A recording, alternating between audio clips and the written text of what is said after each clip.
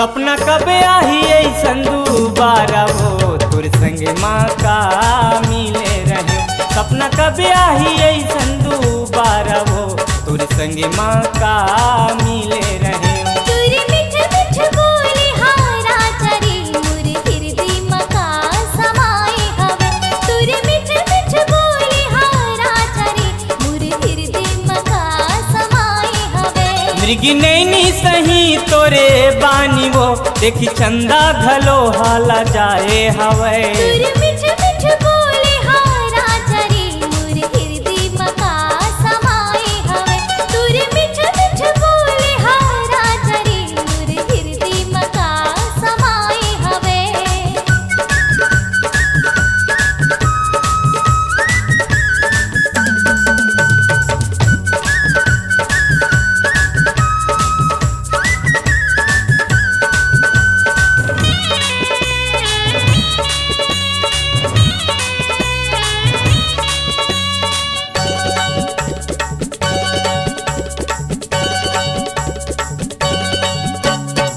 नदिया कस पानी तोर जवानी हवे।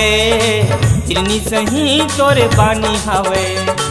नदिया कस पानी तोर जवानी हवे। हिरनी सही तोरे पानी हवे। कौन साचा मा तोला गढ़े हवे। सरकस तोला सजाए हवे। कौन साचा मा तोला गढ़े हवे।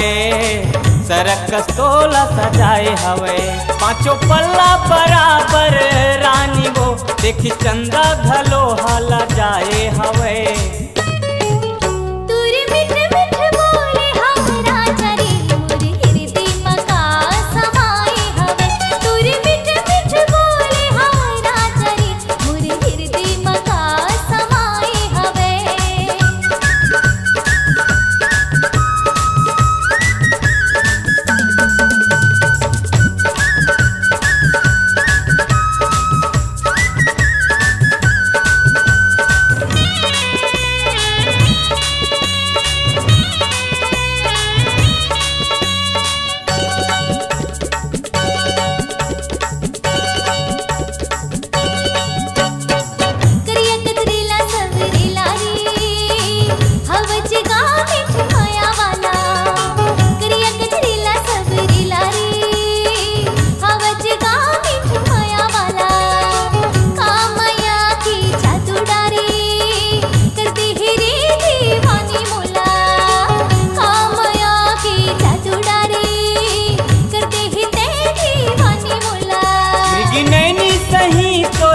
बानी वो देखी चंदा घलो हाला जाए हवे।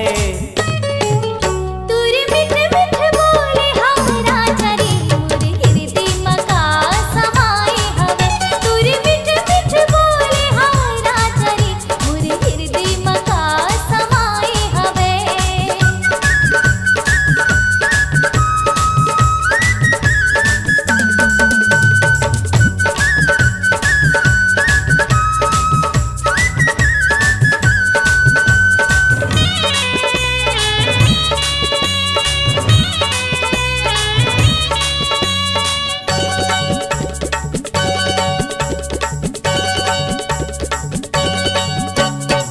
हिरनी सही तोरे चाल हवे।